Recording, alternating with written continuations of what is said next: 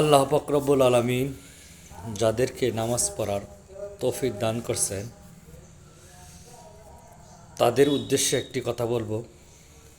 আমরা যারা নামাজ পড়ি, মসজিদে আসি, আমাদের নামাজটা যেন সুন্দর হয়। নামাজে রুকু, সাজদা, তসবিহ এগুলো যেন সঠিকভাবে আমরা আদায় করতে পারি।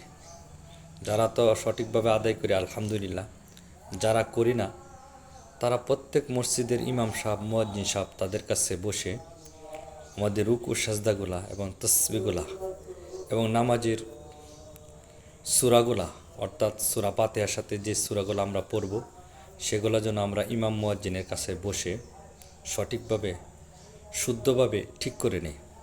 বিশেষ করে রমজানে যেন আমরা কিছু সময় কোরআন শিখার পিছনে সময় দিই। প্রত্যেক মসজিদের ইমাম সাহেব, মুয়াজ্জিন সাহেবের কাছে আমরা কিছু কিছু সময় দেই, তাদের কাছ থেকে কোরআন সহি করি, তসবিহ তাহলিলগুলা সহি করি।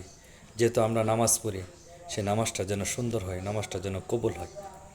আর ধীরস্থিরভাবে নামাজ পড়ার জন্য আমরা চেষ্টা করব।